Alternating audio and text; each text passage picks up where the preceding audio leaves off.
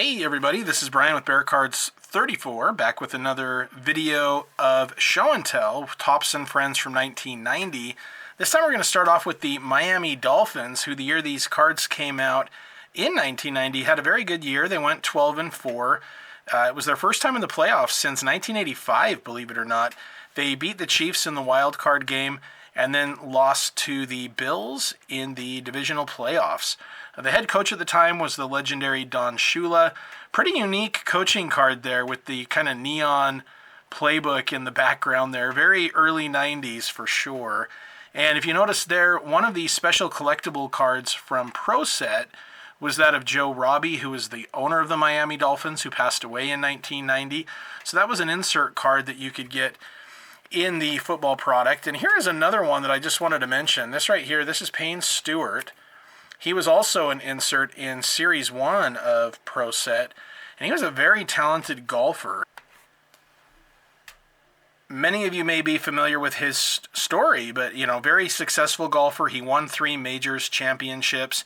This card for Pro Set was made in part because of his sponsorship with the NFL. He would actually wear the team colors of the NFL team who was closest to where he was playing. So that would be the Green Bay Packers right there. That he's kind of donning the colors of the Packers. Unfortunately, in October of 1999, he passed away. He was in a Learjet. He was a passenger, and the Learjet failed to pressurize, so the oxygen supply wasn't working in the plane, and everyone, including the pilots, were incapacitated. They were unresponsive, and the plane was on autopilot, and unfortunately, the plane just ran out of gas and crashed in a field in South Dakota. And Payne was only 42 when he passed away, so a really sad ending there, but a very talented player, and he did have that association with the NFL. We also had a Hall of Famer for the Dolphins. That was, of course, Dan Marino. And in 1990, former quarterback Bob Griese was inducted into the Hall of Fame. And so Score and Pro Set both made these Hall of Fame cards of Bob Griese.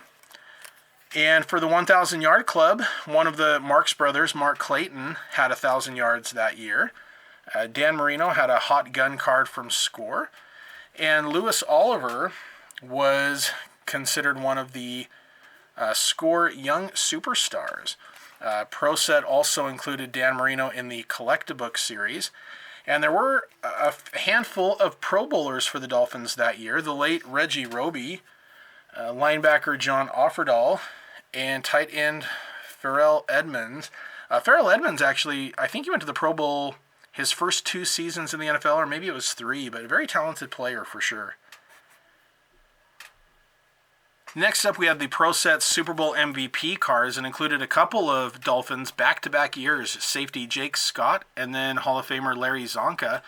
And for the Super Bowl Supermen set, especially with the Dolphins having that one perfect season, we had Coach Don Shula, Larry Zonka, tight end Marv Fleming, who was designated both with the Packers and the Dolphins, guard Bob Kuechenberg, Larry Little, the great Larry Little, Jim Langer. We also had Dwight Stevenson, great center for many years. Retired early due to injuries or health problems, but great player. Manny Fernandez, Nick Bonaconti, I said that name wrong, butchered it. Dick Anderson, of course, Jake Scott, who was an MVP. Larry Seipel, punter, and kick returner Fulton Walker as well.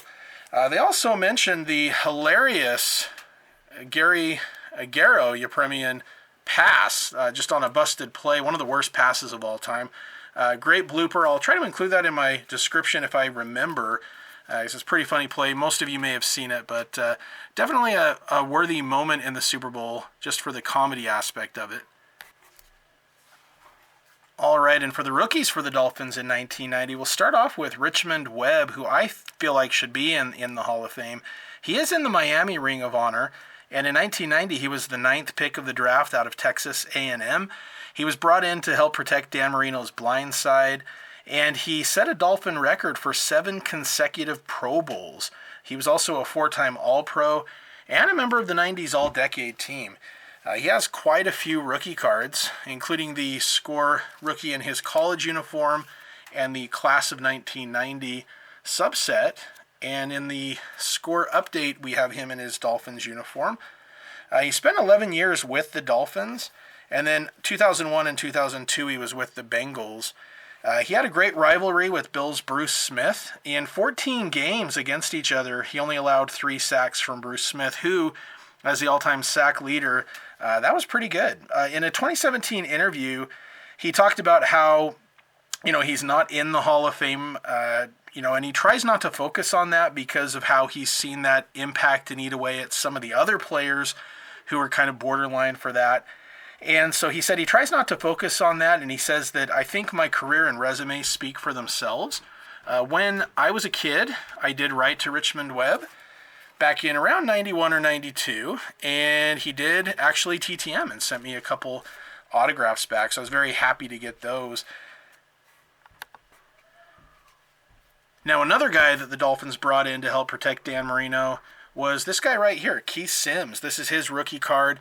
He was a second-round draft pick out of Iowa State, and there he is with score in his Iowa State uniform.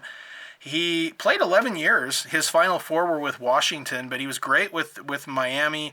In 1994, he was an All-Pro, and he also made 3 Pro Bowls of his own. So very good draft class on the offensive line for Miami in 1990. Next up, we've got Tony Martin at wide receiver. This is his only rookie card. The only one he had was the Topps update from 1990.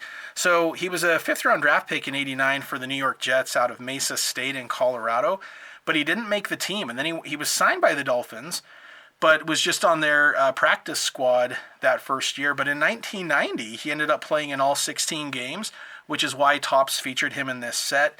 He ended up with about 400 yards, and then in 91 did even better, where he had a couple 100-yard receiving games. And by 93, he was a big part of the offense, but injuries really limited him. And so the reason that I'm featuring him is because of what he did after that, which was in 1994, he signed with the Chargers, where he had over 4,000 yards receiving over 4 years and 33 touchdowns. And then in 1996, he was an All-Pro and led the NFL with 14 touchdown receptions. He went over to Atlanta in 98 and had another 1,000-yard season. And then he went back to the Dolphins in 99 for another 1,000-yard season.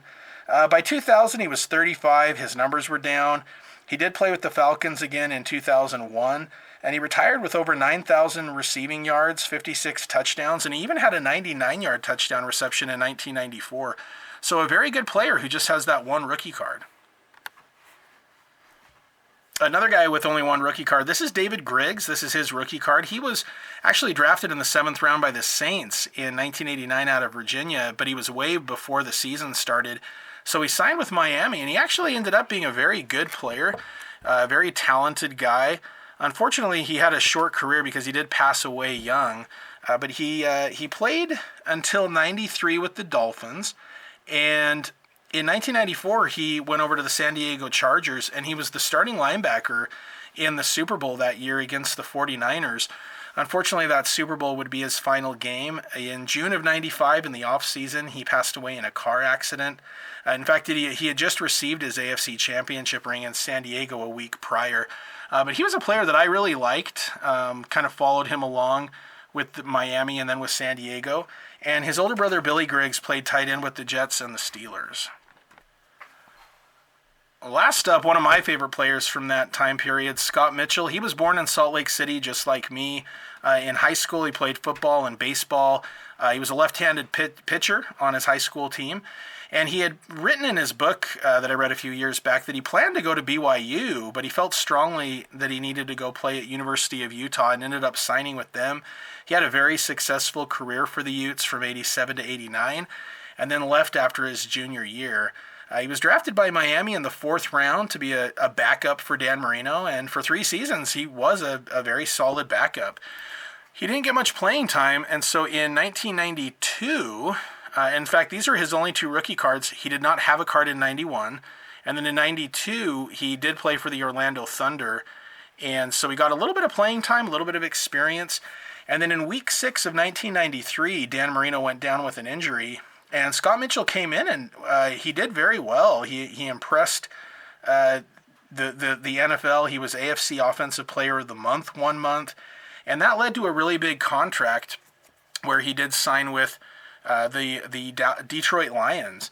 And look, things didn't work out as well as people were maybe hoping. It was a big contract. He didn't play long-term the way he maybe could have. If you look at his career, it's somewhat inconsistent, but he really wasn't that bad, especially for a fourth-round draft pick. In fact, so 94, his first year was pretty tough. It was very up and down. He had a pretty serious injury against Green Bay. In fact, Lomas Brown, this guy right here, sometimes he's on TV as an analyst, but he told First Take on ESPN, he admitted that during that Packers game, he purposely missed a block for Mitchell that led to a big injury because he said he was frustrated with Mitchell's play that year, which, I played lineman for a lot of years growing up. That's just a big no-no. So I hope it's not true.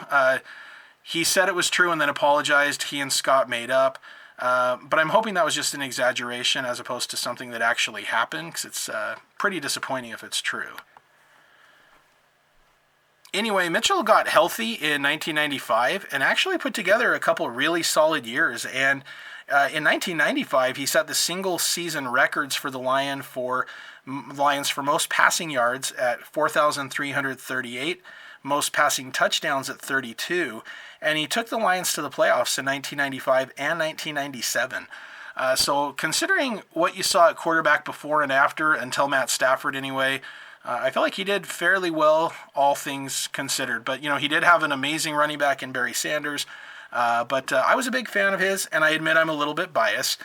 He did spend 99 with the Ravens and then his final 2 years with the Bengals and retired after 2001. And back in 2014, he was actually on The Biggest Loser, where they had a season of that with athletes. And he lost a lot of weight. He had a really cool, emotional interview with Michael Irvin on the show. And he ended up writing a book about that experience and just his life afterwards. And he currently is a co-host of a sports radio show here in Utah, so I listen to him to and from work from time to time, and still a big fan of his. All right, next up we've got the Seattle Seahawks, who in 1990 went 9-7, though they did not make the playoffs. The head coach was the late Chuck Knox, who was a 3-time Coach of the Year. The Seahawks actually started off 0-3 in 1990, trying to do a run-and-shoot style offense, but then they moved back to the ground chuck offense with a focus on the run game and finished the year 9-4 for the rest of the season. The Hall of Famer on that set would be Steve Largent, who had retired at that point, but Score made a record-breaker card of him because when he retired, he had the most receiving touchdowns and the most receiving yards, and he had all those records. Now, I think this is the exact same picture that Action Packed has right here, but Action Packed did make a card of Steve Largent that year that's part of the normal set, just kind of a tribute card to him, even though he had finished off. And there's a quote there from Chuck Knox: Steve Largent was a complete football player. He gave everything he had to give at a very, very high performance level. He will be in the Pro Football Hall of Fame, and he certainly was. But I always liked that the Action Packed included that card. Now, a receiver who had really come up, as Steve Largent was finishing up was Brian Blades, who had 1,000 yards that year. We also have him as part of the Young Superstars, and he is a part of the Stars and Stripes set. Also a Pro Bowler that year. Now, they had a few Pro Bowlers. Dave Craig also made the list at quarterback, and Rufus Porter as well.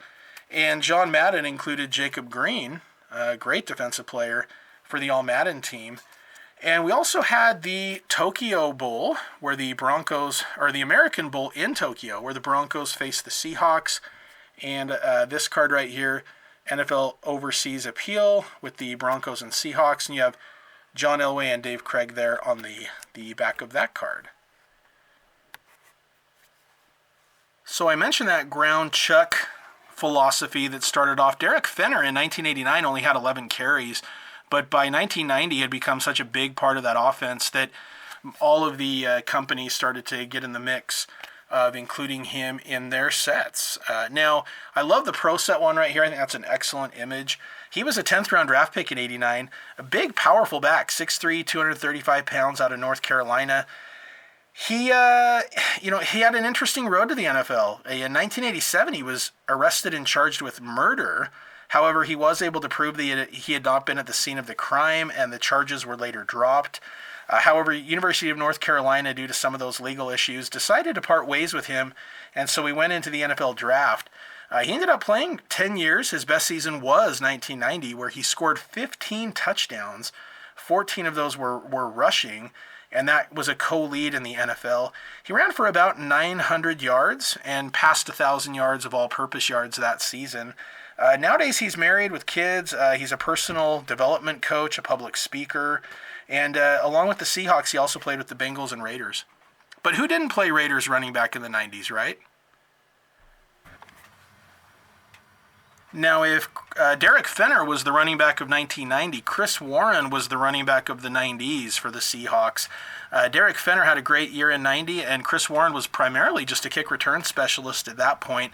However, he had an 11-year career after being a fourth-round draft pick from Ferrum College, which was a Division III school in Virginia. By 1992, he had played his way into the starting lineup, and he ran for over 1,000 yards.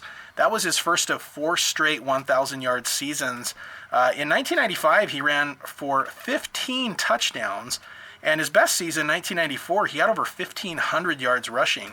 He's a 2-time second-team All-Pro, 3-time Pro Bowler. He was a member of the All-Madden team.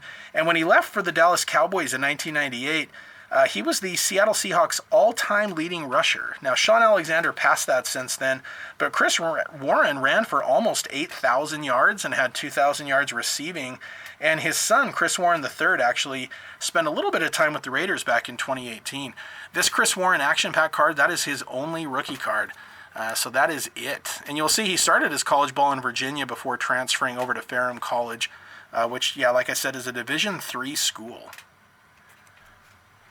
I want to briefly mention Robert Blackman. He was a second-round pick out of Baylor. He was so good that in 1994, the team designated him the franchise player. He could tackle, he could cover, he was a solid interception player. Had a team-high 5 interceptions in 1995, and in 1990, he was an all-rookie, and he was an all-pro in 1995. He had 2 years with the Colts later in his career, but a very talented defensive player. Last up for the Seahawks, we've got Cortez Kennedy, who was the number 3 pick in 1990 out of Miami. He was a 2-time national champion. He was an All-American, 6'3", 305 pounds, just everything you want in a big defensive tackle. He was a member of the 1990 All-Rookie team, but things got even better from there. I mean, this guy was absolutely amazing. Now, I will mention, if you notice here, he's wearing the number 96, both in college and in the pros. He was very, very good friends with the Eagles' great Jerome Brown. And in 1992, Jerome Brown unfortunately passed away in a car accident. And so for the season of 1992, this is a 93 playoff card, Cortez Kennedy switched his number from 96 to 99 as a tribute to his friend Jerome Brown. And that was his best year, Cortez Kennedy's best year. He dedicated that to Jerome Brown. He ended up being so good that he won the NFL Defensive Player of the Year, despite the Seahawks only being 2-14 that year. As a defensive tackle, he had 14 quarterback sacks, 92 tackles, a fumble recovery, and 4 forced fumbles. So he was absolutely dominating. And just that 1 year, though, he did use the number 99 as a tribute, which I thought was a pretty nice tribute for him. During Cortez Kennedy's career, he was a 5-time All-Pro. He also had 8 Pro Bowls, and he was a member of the 90s All-Decade team, part of the Seahawks Ring of Honor. His number 96 is retired by the Seahawks. He was elected to the Pro Football Hall of Fame very deservedly in 2012. Unfortunately, he passed away in May of 2017 due to heart disease and some other health issues. But I was a huge fan of his. I wrote him, and he returned autographed cards through TTM when I was a teenager. I'm always a big fan of his, really looked up to him. Great player, great guy, and really sad to see him go, but just a very prominent member of the Seattle Seahawks. Okay, last team for the day, the Detroit Lions of 1990, who went 6-10 despite having 5 Pro Bowlers on the team. Head coach Wayne Fontes Also has the most wins in Lions history, as well as the most losses in team history. Right here, we've got the team card with Bob Gagliano. I mentioned him and give him a little shout out because he went to my alma mater of Utah State. Go Aggies. We also had Richard Johnson, who had a 1,000-yard season that year. And although he went over to Washington in 1990, Walter Stanley had been on the Lions for 1989 and was the punt return leader in the NFL. One other card that I always liked was this is James Wilder on the Lions. He had signed as a veteran to back up Barry Sanders, but he was a very, very talented running back with Tampa Bay back in the day. He had a 1,500-yard rushing season and then a 1,300-yard rushing season, so just a really good running back in his time. We also have young superstars of Robert Clark and a guy that I always loved, Chris Spielman. And I mentioned they had a bunch of Pro Bowlers. Here are a few of the cards of Pro Bowlers. We got Jerry Ball, kicker Eddie Murray, and Chris Spielman. We have the All-Pro card of kicker Eddie Murray, who had been on the team for a long time by that point, but had a really good career year there. And then we have Jerry Ball as Stars and Stripes, as well as, again, an Eddie Murray Stars and Stripes. So how could I do a Lions run-through of 1990 without showing you all of my 1990 Barry Sanders cards, right? I wish I had the Topps Tiffany card of Barry. Unfortunately, I just have the regular issue, but maybe one day. It's kind of out of my price range, though. We've also got, of course, Pro Set and Score. We have his Fleer card, and a card that I really love, the Action Packed. I think that's just a great image. He also had a 1,000-yard club card. We also can include him here with the rushing leaders with Christian Okoye. And a card that I always really liked right here, the Barry Sanders 1989 Pro Set Rookie of the Year. And I remember after his Rookie of the Year season, they had a card show down in Salt Lake, and he was there for that. So I got to meet him after the rookie season. They were kind of promoting his Rookie of the Year. So I got to meet him, get his autograph. Very, very fun weekend for me. One of my favorite sports moments of 1990 for sure. We also have the Pro Bowl card. And I will mention, too, with this Pro Set here, I became a member of the Pro Set Gazette, and they would mail you things, including this. So it has a Barry Sanders Rookie of the Year card, and they were also promoting hockey. So we have this Brett Hull card as well. So this is something that I've held on to. I'll show you the Pro Set Gazette if you haven't seen it already at the end of the video real briefly. We also had this Hall of Fame photo contest from Pro Set. He had the Collectabooks card. He also had a Score All-Pro, a Score Ground Force. Love that card. He was also part of the Young Superstars, of course. Had a Fleer Stars and Stripes. Had an All-Madden team card. And had an insert for a Fleer All-Pro as well. So love the Barry Sanders cards for sure. Next up, we've got Andre Ware. He's from Texas. He wanted to play at the University of Texas in college, but they wanted him to play defense, so he chose University of Houston. And a good thing, too, because he won the 1989 Heisman Trophy as a junior. He threw for over 4,700 yards, which was on average, over 400 yards per game. He had 46 touchdowns. He set 26 NCAA records, despite often not playing in the fourth quarter because they had blown the teams out by so much. The run and shoot worked very well in college. In fact, his replacement, David Klingler, also had a lot of success in college, but they both had similar NFL careers as well, unfortunately. So he declared for the NFL draft after winning the Heisman. This right here is his 1989 Heisman Trophy winner card. And on the back, you have a picture of his stats and the image. And then there's an updated version that shows that he was drafted in the first round by Detroit. He was the seventh overall pick. And I remember when he was signed with the team, I just remember thinking, man, the Lions are going to be so amazing. They have the 88 and 89 Heisman Trophy winners, Barry Sanders and Andre Ware. This team is going to be unstoppable. Well, Barry Sanders was unstoppable. Andre Ware, unfortunately, didn't do much of anything. One interesting story that I read was that Wayne Fontes wanted Ware so bad, but the Lions scouting director strongly advised not to draft Ware, but Fontes overrode him and took Ware anyway, and the scouting director actually resigned the day after the draft. So he really should have listened to him. Ware only started in 6 games over 4 years with Detroit, and he failed to beat out Rodney Peete. And even when Pete was hurt, Eric Kramer was beating out Andre Ware. So unfortunately, it just really didn't work out for him. He tried to make the Raiders in 94, but it didn't work out. He tried to make the Jaguars expansion team in 95, but that didn't work out. He was a backup in the CFL to Doug Flutie with the Argonauts. And he's still around. He does college football broadcasts. He's very good at it.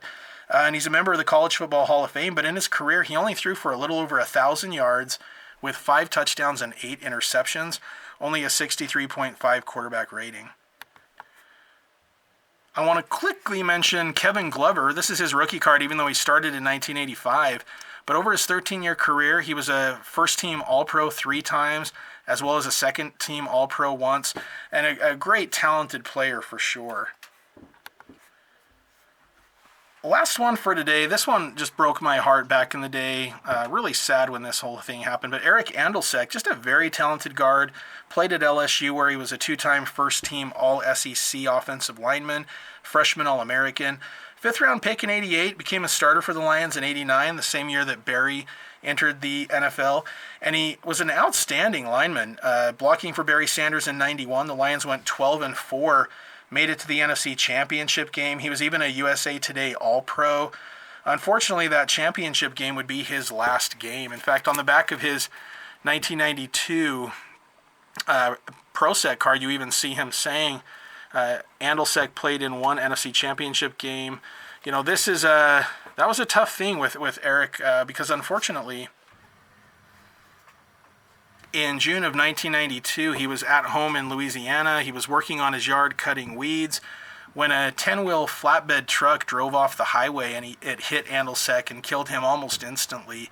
The driver had been, saying that he was wiping his face with a towel. That was one of 3 different stories he told. They ended up finding cocaine in his system as well. But somehow he was only sentenced to 30 days in jail. There were actually some laws enacted in 1993 as a result of that. But, Andolsek was only 25 years old, and the Lions have named their Outstanding Lineman Award after him in tribute. Yeah, just a very young, very talented player, and just such a sad, end to his life and career, unfortunately.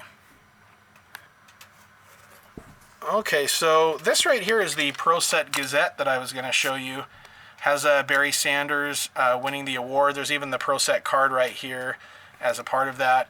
And the Pro Set Gazette was something that would be mailed out to you. A lot of advertisements and things like that.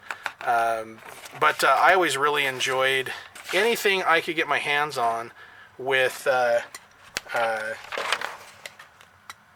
football. And that right there, Gale Sayers at an autograph show. Very cool.